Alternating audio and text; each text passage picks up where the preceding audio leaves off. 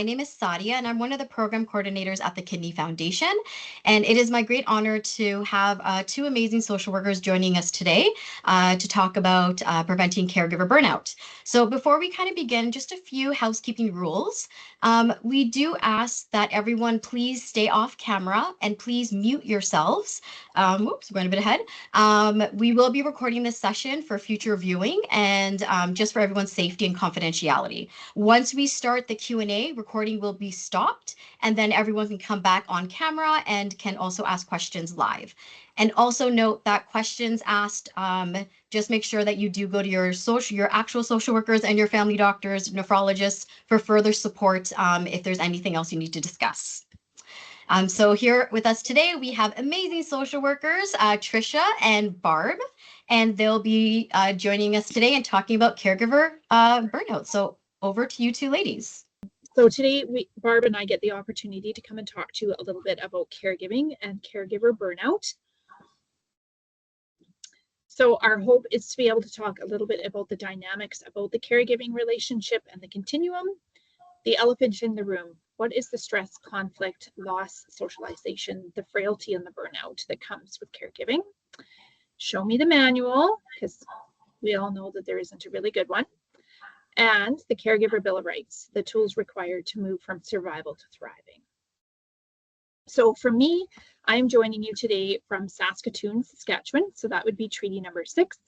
And I just want to acknowledge that I'm joining from the homeland of the Métis.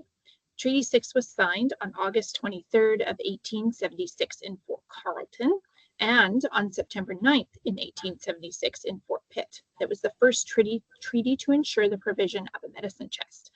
And we acknowledge that we are welcoming patients today from all across the country who may be situated on different lands. So we want to recognize and honor Indigenous history and culture, which is important to our future, as well as our efforts to close the gap in health outcomes between Indigenous and non-Indigenous folks.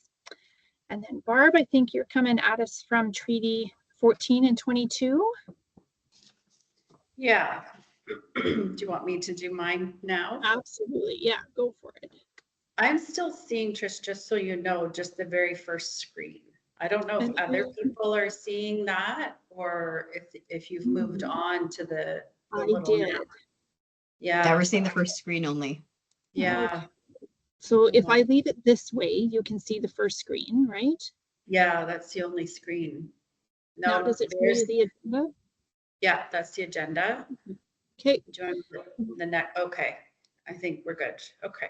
Okay. So I'm coming from Oakville, Ontario. So Hutton Healthcare recognizes that our hospitals and community-based services are provided on the treaty land and territory of the Mississaugas of the Credit First Nation. We would like to acknowledge that this land is the traditional territory of the Huron-Wendat and the Haudenosaunee. Furthermore, we acknowledge that this land is home to many First Nation, Inuit, and Métis people today. Hutton Healthcare strives to provide care to and promote the wellness of all people within the treaty lands and territory. So both Barb and I are members of the Canadian Association of Social Workers, of Nephrology Social Workers. So there's a national organization as well as a specific nephrology organization. So that is where we are both joining you from today. Kidney health social workers can be found in clinics all across the health journey, from before you start dialysis to transplant, as well as those who choose conservative care. So we work with patients and their families to understand their situations in relation to their social, emotional, and physical health, and provide some psychosocial assessments and supports for nephrology patients, but as well as their families. So who is the caregiver? The caregiver or carer is a family caregiver, as they refer to around the world, which is usually an unpaid individual, a family member, a neighbor, a friend, or someone significant who takes a role in helping to support someone with diminishing physical ability or debilitating cognitive function or chronic life-limiting illness. The terms of caregiver and family caregiver or carer are used interchangeably.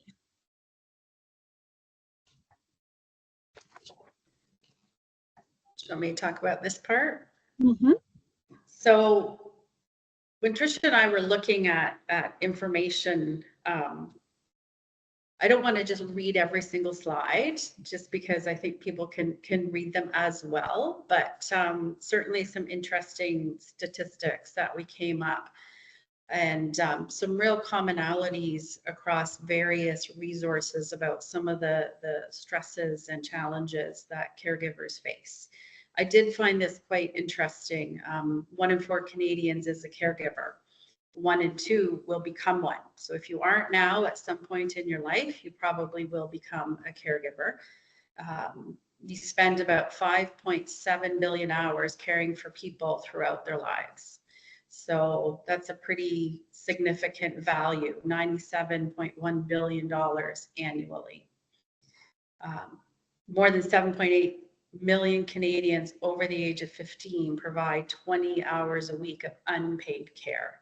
And that, you know, goes back to the definition. What we're talking about primarily today is unpaid care to people.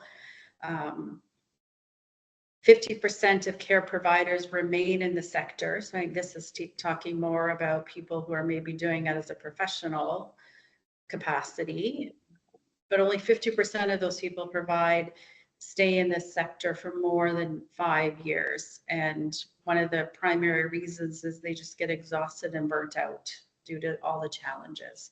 So again, if everyone took a week off, every Canadian would experience the collapse of our Canadian systems before noon on the first day. So I think that's significant, just in acknowledging how much people are doing in an unpaid kind of capacity. Mm-hmm. Mm-hmm. So we're trying to, when we talk today about different caregiving relationship continuums, and these are things that Tricia and I have talked about and borrowed from a colleague. So thank you, Jose. We got to give credit. But just from our observations from doing years of this kind of work, we kind of broke it down into 4 different types. The first is, you know, very strong, committed, functional relationship. I can think of a couple of people, a colleague that I have who's caring for 2 sets of parents, and who is totally in this type A category. I have another family that I work with that I would say is definitely in this category. Would love to have her come and do a presentation someday. Anyway, there's the very strong, committed, functional kind of relationships. Type B, somebody who has a strong bond with, but a clear need for living one's own life, looking after themselves, but they have mutual support and, you know, minimal disruption to their day-to-day lives. Type C, people who have moderate bonds, functioning relationships overall, with periods of tension, and a fair commitment to trying to problem solve. And then the last kind, you know, some folks with very weak, highly conflictual bond characterized by, you know, avoidance or detachment, or, you know, not having the energy to put into this caregiving role that they might like. And these are just very, you know, there's no hard and fast absolute rules. Some people might be a combination of all 4 or a couple over the course of whatever that caregiving relationship is. So we just wanted to touch a little bit on each section. So the first one, really important, each person has a strong voice. So that's the person who's providing the care and the person who's receiving the care. Mutual respect, transparency, talking about, you know, challenges, struggles, what's working right, what's not working right, etc. Understanding where the other person is coming from, providing support. It's okay to express that you're frustrated in these kinds of relationships, because the other person is going to hear what you're saying. And, you know, they recognize that the need to spend the quality time together, and are able to address conflict as they arise. That's a little bit more about the first. The second one, and again, none of these are absolutes, but it's just kind of how we've talked about it. Type B, strong bond with a clear need for living one's own life, but you have mutual support, minimal disruption, good communication, balancing your needs with the other person's needs. You might have understanding of your need for social activities and life outside of that caregiving role. And we're going to talk a little bit more about some of these examples as we go on. They have a common circle of friends, but maybe have individual circle of friends as well. So they have, that mutual respect to be able to do that. Connect at regular intervals. Look forward to spending quality of time together. Committed to the relationship, and okay with experiencing ups and downs. And then if there is a conflict, it tends to become an issue if there's a prolonged disruption of the caregiver's life.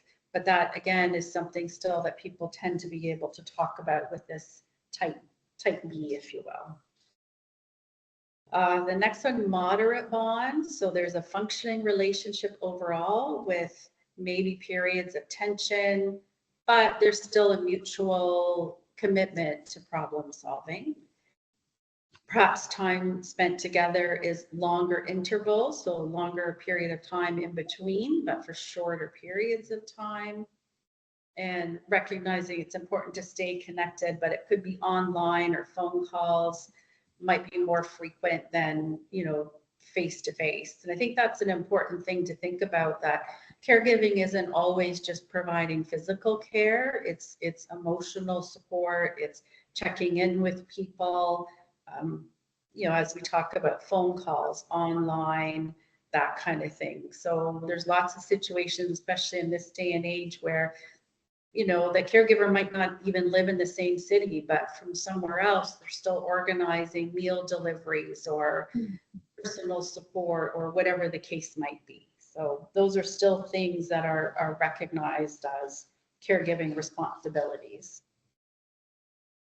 The other kind that we talked about was type D. So maybe not such a great relationship between the caregiver and the person requiring the care. There could be a lot of serious unresolved issues in the relationship. And in my experience, I find that these are things that often go back a long way. So it could be two people that are going along, managing their life quite fine, but one person starts to need more assistance, and then all those past issues come to the surface. So the relationship bond has faded over time. People grow apart. There's not the same kind of trust or respect for safety. There could be a history of domestic violence, trauma, and oftentimes addictions or other mental health issues that kind of come to the surface.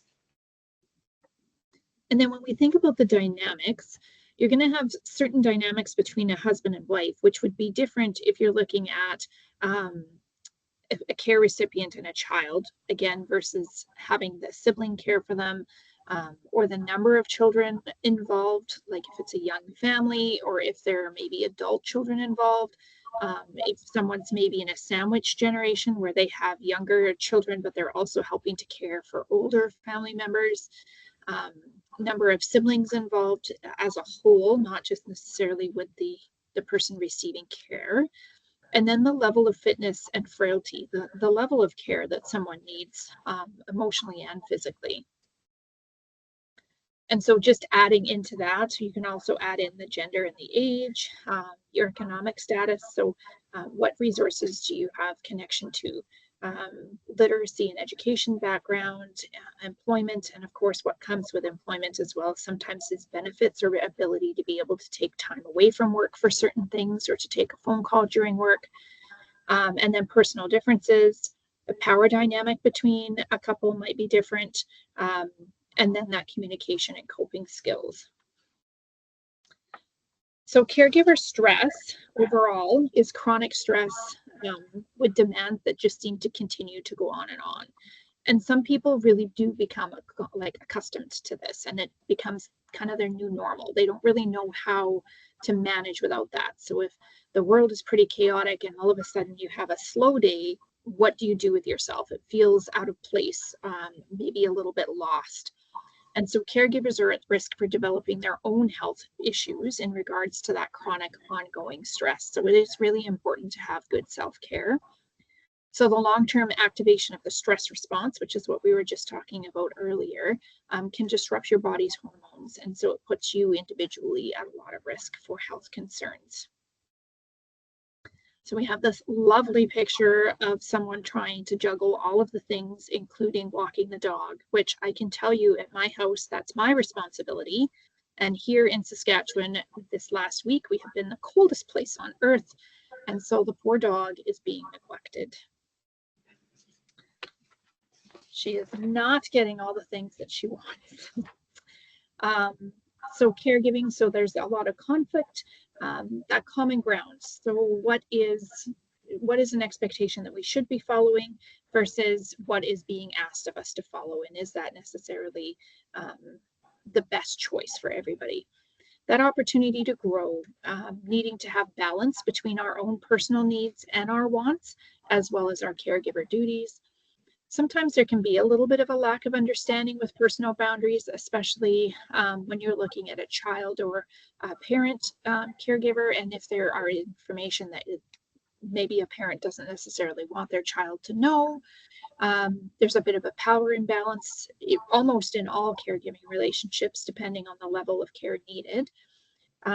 And then, of course, the competing agendas. So how do you as an individual manage all of those appointments or needs for your loved one?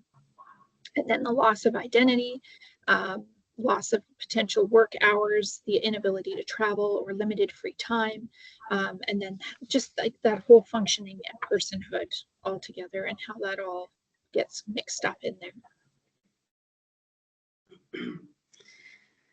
So sort of move into, we've talked about some of the different challenges and dynamics. So sometimes we have to ask ourselves, why are we doing this? And love is one reason that we do the things we do. Personal willingness, desire to provide care. There's some joy and pride in that caregiving role, a sense of honor at, being asked to be helpful, depending on the type of relationship you have with that person. It can provide a sense of personal fulfillment and purpose. And I have seen this sometimes even with, with my family situation, when there's been one person who's required a lot of care who passed away, and the other person who was providing that care suddenly had some free time that they weren't expecting to have. And so they really had to, think about, what do I do now with that time? And I think they had spent so much time providing care for somebody else, they had to relearn how to start looking after themselves. So that, sense of personal fulfillment and purpose. There was a specific task and assistance that they provided to somebody on an ongoing basis. And then when that person's no longer there, it created its own kind of host of issues. Anyway, increased connection, emotional intimacy, closeness are all different reasons to provide help. On the other hand, there's also the sense of obligation. And again, there might not be, it's not like you either do it because of love or because of obligation. It could be one or the other, or a combination. And one day you might feel really loving, and the next day you might feel really obligated. And that's perfectly normal, I think. So obligation, personal, family, religious, cultural expectations, that this is just something that I have to do. I'm the daughter, I'm the son, I'm the spouse, etc. It's what's expected of me. So it's my duty, my responsibility. You might want to be seen as somebody who's a good and caring person. And so therefore you enter into that role. And, you might go ahead and do those things reluctantly. there's lots of times that people are reluctant participants for different reasons. So it's good to just think about that when you're anybody that's in a caregiving role. Am I doing this for love? Is it obligation? Is it a combination? And know that perhaps a little bit of each at different times is okay. It's not any kind of hard and fast rule. We're not all natural caregivers. You know, some people really truly thrive and do well and actually love that role. And it's probably one of the reasons that people start off in certain careers, nurses, social workers, other providers, personal support workers, whatever the case might be. But not everybody, it doesn't come naturally to everybody. So it's a learning curve. You have different degrees of comfort with caregiving demands. So what you might do for a neighbor is going to be different than what you do for a family member, for example. And, you know, you also have competing personal and caregiving needs. So you might want to be able to do more, but just are not able physically, mentally, whatever the case is. Again, there's just a really wide continuum we find with the whole caregiving role. And with that, there comes like a risk or burden, for example, in caregiving. It's, you know, if you think of it as a companion, a constant companion, you can experience a wide range of feelings and emotions, positive and negative. You know, the fourth phone call of the day to say, okay, now I need something else. By that time, you're feeling positive in the morning, but maybe negative at later on in the day. Again, that's okay. You're going to experience a big, wide range.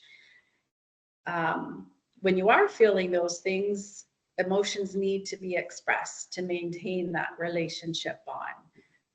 If you don't acknowledge those emotions or feelings, it can fester, it can lead to conflict, physical and mental exhaustion, and your own health decline.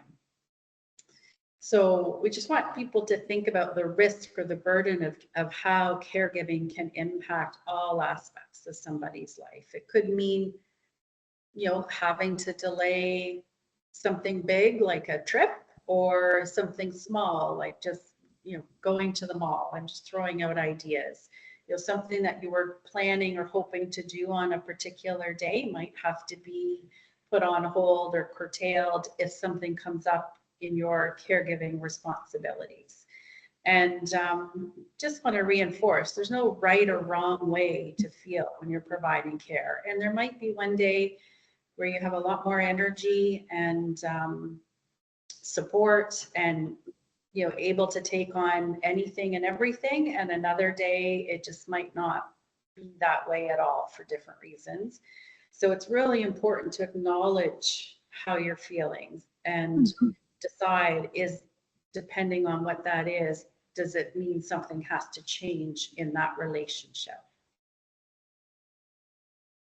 And I think as we go through these next couple of slides, I'd like you just to reflect a little bit on where you're at.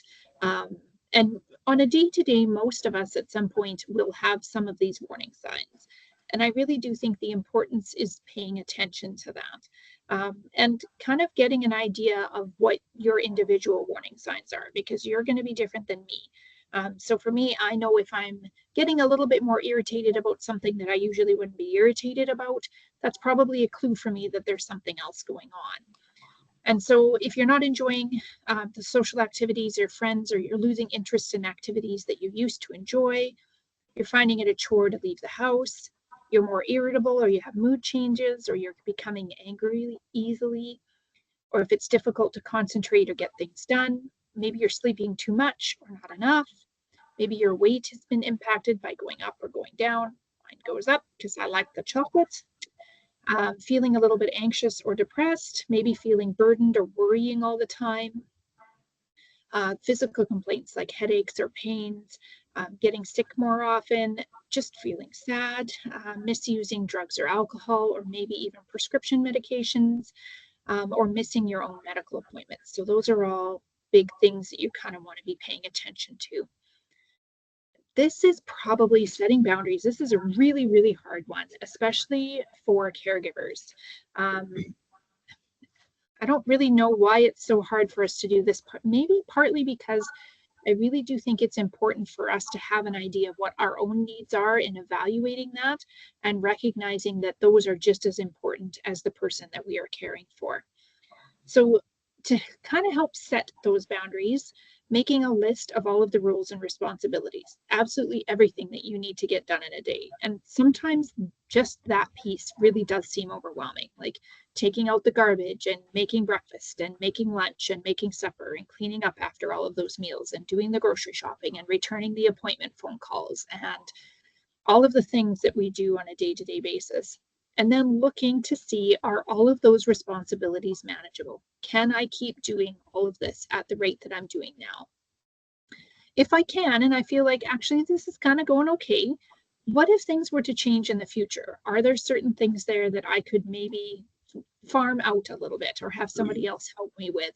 If things aren't going okay, same question. What of these things can I maybe see if somebody else can help me with? What can you take off your list? Can someone else be a taxi driver? And I had a wonderful conversation with a patient this week, and his spouse was doing all of the driving 3 times a week, coming to and from dialysis. And it was just such a huge change for them when they actually said, we need a little bit of help. And so one person was able to bring him one day, one person was able to bring him the second day, and then she continues to bring him on the third day. And it's made such a difference for them overall. And those 2 individuals who are able to help feel so rewarded in being able to take on some of that burden as well. So then the access and becoming aware of how you're spending time and where you can possibly gain time, like length of time scrolling on social media. And I don't necessarily always like this one either, because sometimes we do just need to do some things that don't require brain power. We just need to be able to blah. And that may necessarily mean social media or whatever it is for you, watching TV, or maybe just reading a book. So it is possible to say no when it's not necessary and say yes, and to make clear boundaries between that. But I think the really important thing is that list that we talked about at level 1 there, and just evaluating, can I manage everything I have on my list? And if I can, is there going to come a point where maybe I can't, where I can start to think about who might be able to help me with some of these things?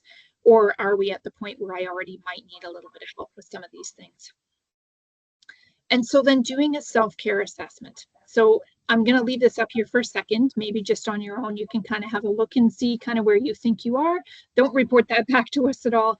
But how are you feeling? Do you feel that you have enough time for yourself?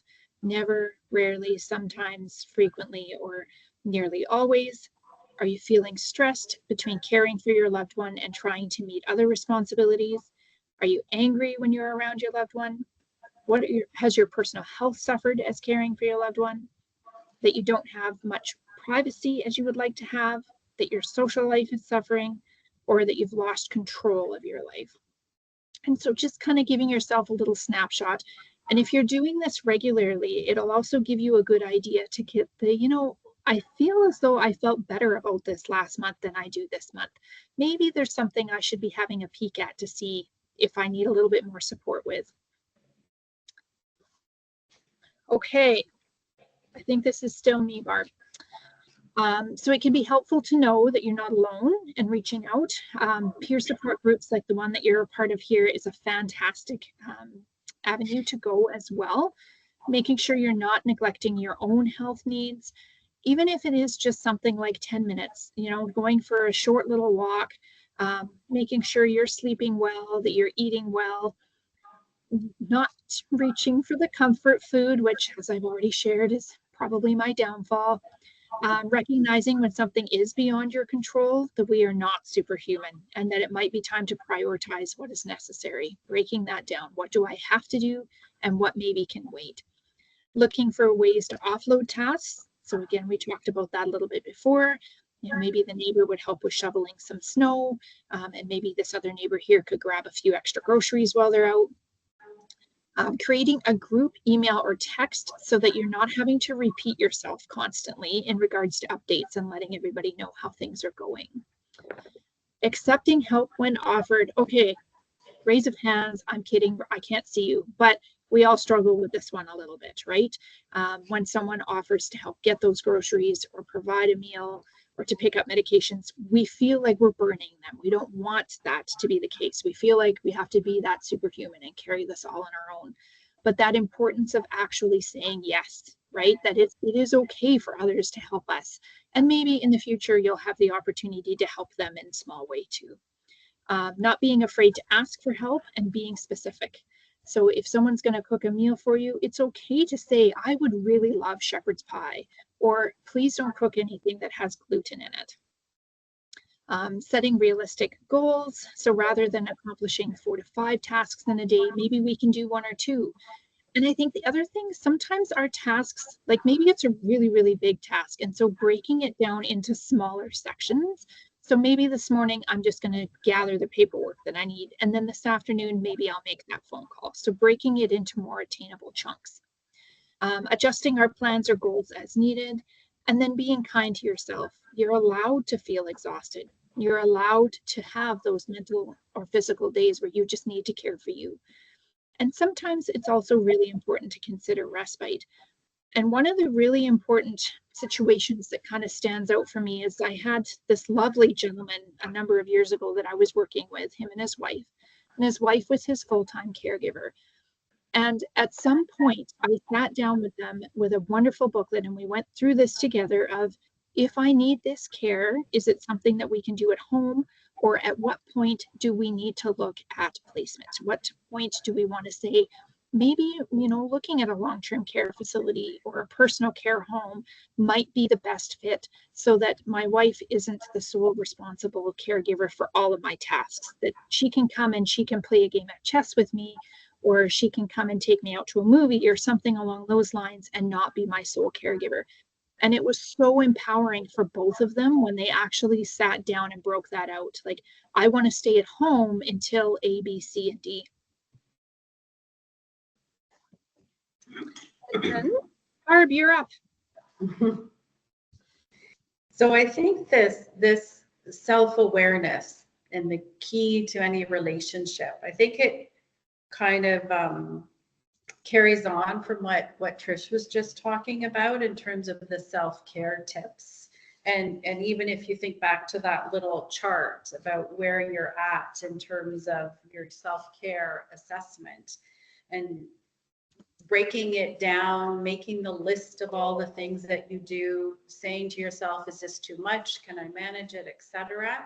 It all helps to, help yourself become a little bit more aware about where you're at, and take some time to reflect. So you can either like keep a journal, or even if you were to look at that little chart on a day or a weekly basis and say, where am I this week? This week I might be, at one end of the spectrum. Tomorrow I'm going to be in the middle. Next week I'll be at a different end. But just to be aware of how you're feeling and reflect on what you're feeling, what your emotions, needs, wants, what your self-care activities are, etc. Again, understand and appreciate your limits and boundaries and need for help. And this is where I found when we were starting to take a look at, caregiving and caregiver burnout and just the burden of caregiving, there's some common themes. One, across every different website we looked at or magazine I saw, it was asking for help, recognizing that everybody needs help at some point, knowing what your boundaries are, taking care of yourself. Again, it's just a common theme in every different website that we looked at, is that in order to look after somebody else, you have to look after yourself as well. Dialogue, talk about how you're feeling with other people, whether it's somebody else who's also helping to provide care or with the person that you're providing care to, and then negotiate the balance of, increasing care demands and your self-care needs. So, it might mean taking some help from somebody else in order to help look after yourself. So I just think that example that Trish had with sharing the drives, that allows the spouse to have a day or an afternoon, whatever the case is, to maybe look after themselves. And it's rewarding for her, and it's rewarding for the person who's providing the other transportation, because it's a tangible way that they're being able to help in a situation that they can't do much else about.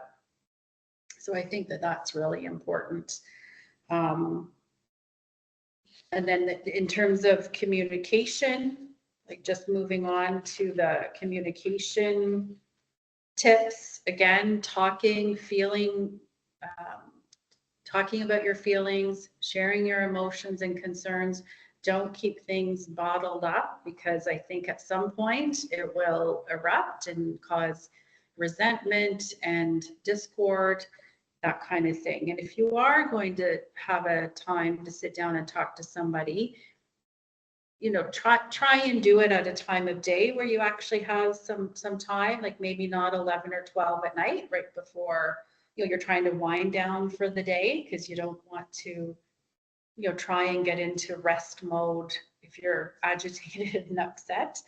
But talk about how you're feeling, make sure you have some privacy to have that conversation, and then maybe come up with some strategies. And I know I've had lots of conversations just in general where the spouse wants to do everything. They feel it's their combination of obligation, and they love their partner, and they want to be the person to do absolutely everything. And oftentimes the person who requires the support doesn't want anybody else to step in. They don't want to have a personal care worker. They don't want to have any other nurse or professional service. They don't want any other family. And I think that's where it's a time to negotiate. There might be certain things that maybe only you want your partner to be able to help you with, but there's going to be some negotiation about some of the other things where other folks can come in and help, or maybe there's some other like professional services. And I think that's where it's important as a caregiver to say, I'm exhausted, I can't do this anymore, or I'm starting to be sick, I'm starting to, what happens if I need care myself? Build up some, a community of people around you that can help at different times. And kind of leads into this whole takes a village. So start your conversations about what you need now, what your future current wishes are. Do some practical things like making sure your powers of attorney are up to date. And I can share this with my own family situation when my in-laws, my father-in-law was diagnosed with dementia and had to go into long-term care. His care needs were just too much to be able to be managed at home, and they had never done powers of attorney. So when it came to managing all of the finances and downsizing and selling the house and other things, because they had not done any powers of attorney for finances, my mother-in-law had to then go the route of hiring a capacity assessor to pay for an assessment, gathering all kinds of information from the hospital and from doctors, and going to court to get a guardianship order. Because my father-in-law at that point was not able to even give direction or designate somebody. So that took months and a lot of money to go through that process. So that's one of the reasons that we as social workers, we do talk to families a lot about powers of attorney. We talk about powers of attorney for personal care, but I also try and encourage people to think about, dealing with the finances piece of it, so that, worst case scenario, somebody has to come in and take over the property and finances, that piece of it is already done. And I think of it as, we buy car insurance, we buy house insurance. It's there in case we need it. Hopefully you never have to take advantage of it. There's never, hopefully you don't have an accident or a fire or a theft or whatever. But if something like that happens, at least you have that safety net. So I can just want to stress, powers of attorney are really important for personal care and for finances. Talk about your current and future planning. I know many people say, oh, I'm going to look after my spouse forever. I'm never going to look at long-term care.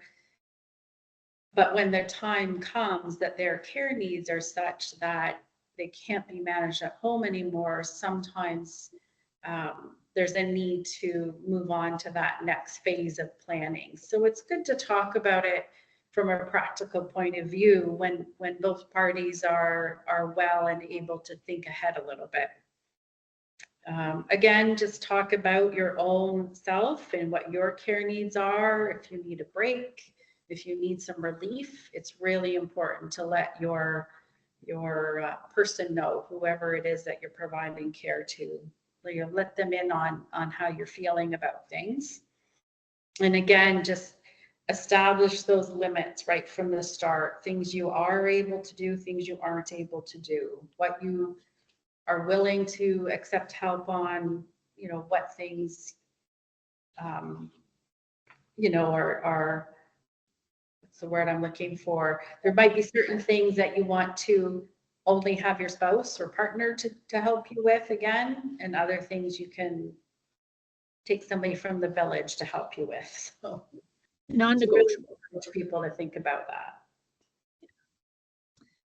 And then as we go through the Caregiver Bill of Rights, I'd like you all just to repeat these pieces to yourself as we go through them. So there are 9. Taking care of myself is not a selfish act. Seeking help requires awareness of limits and setting boundaries. Me time, apart from my care recipient, is critical to my own mental health. Giving yourself permission to speak up about your feelings or emotions is important. Saying no to emotional manipulation or guilt. Expecting similar positive regard, kindness, or respect that you provide to your carer. Take pride in the gift of caregiving. Protect and maintain your individuality or personhood. And advocate for a shift focus from patient-centered care to patient and family-centered care.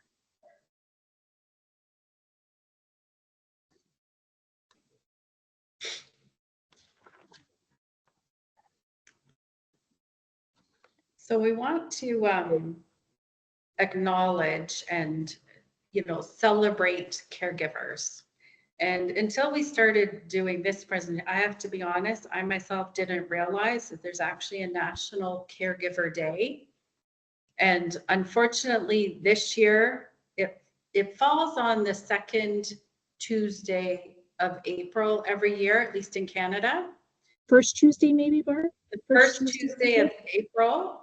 And this year it happens to be April Fool's Day, but that does not mean, I was looking at it today. In the US, National Caregiver Day is actually tomorrow. But in Canada, it's the first Tuesday of April. So on April Fool's Day, we will be thinking about all of the wonderful things that caregivers do. So it is, so this slide just talks a little bit about that day. It's a central part of Carers Canada work is leading the National Caregiver Day campaign. First Tuesday of April every year. It has been adopted by the members of Parliament in Canada to recognize the importance of the quote unquote invisible unpaid worker. So our hope is to try and make caregivers not quite so invisible. We certainly recognize how important everybody is. A coffee and a donut are needed. What's that? A coffee and a donut are needed. Yeah. Okay, so Carers Canada has led National Caregiver Day awareness campaign since 2009. over the years, we've successfully raised awareness of caregivers, encouraged action and informed policy. Our campaigns have included educational sessions, webinars, federal government engagement with luncheons and breakfasts on Parliament Hill, endorsements from the Prime Minister, Health Minister, other senior officials, and engaging grassroots organizations, profiling caregiver voices through the online pledge wall, Because I Care. So I'd encourage people to take a look at that. And this is from carerscanada.ca. So it's a good resource. If you're ever feeling like you're not appreciated, try and take a look at some of these videos and feature stories on that website, Because I Care. And then community resources. So you've got your Kidney Foundation peer support group. So we've got some information there. That Canadian Centre for Caregiving Excellence, they have a phone number as well as a website and an email. Advanced Care Planning Canada, so getting that advanced healthcare directive in place. So there's a phone number as well as an email for them. They also have a website. Home and community care support. So this is going to be different depending on where you're at. This is specifically Ontario, but there will be one for your more local area if you're outside of the province as well. Yeah, I should probably update for Ontario. It's changed the name again to Ontario Health at Home. Okay. But again, every province is going to be a little bit different, right? Yeah. Mm-hmm. Okay. So yeah, the local home and community care is now in Ontario Health at Home, but it's the same phone numbers, etc. They will do an assessment and determine if there's any services that can be provided. Ontario Health at Home, at least here, is also the gateway to applying for long-term care. If anyone is interested in that, or even just wants to find out more information about that process. Consider paying for private support if it's financially feasible. We recognize that for a lot of people, it's just not an option, but for some people it is. So we just want to say, consider that. There's lots of personal support care agencies that are out there, or grocery delivery services or transportation services, etc. Seek out mental health support if you need it. Talk to your family doctor or the social worker, and we can always take a look at what services might be most helpful. Again, the Kidney Foundation, I often try and encourage people to look at the Kidney Foundation website, look at the supports, past webinars, etc. And again, just try and ensure your powers of attorney are up to date. It just takes away a big stressor if and when you ever need to actually utilize it. And then the Kidney Foundation also has the Kidney Connect peer support program, which is more of like a one-on-one. So they can get you connected with someone in your area, either to have like visits with over the phone or visits with in person. So that's a great resource and one that I often will suggest. The Canadian Mental Health Association also has a caregiver support. The Canadian Centre for Caregiving Excellence, which we talked about already, and then the PKD Foundation, Polycystic Kidney Disease. They also have some resources for caregivers as well. Financial resources. So if you are working and need to take some time off work, there is some financial support for people. There's so federally, if you're paying into employment insurance, there's a family caregiver benefit for children, for looking after a critically ill or injured person under the age of 18, family caregiver benefit for adults, which allows up to 15 weeks of providing care for somebody if they are over the age of 18. And compassionate care, it's a person of any age who requires end of life care, so up to a maximum of 26 weeks.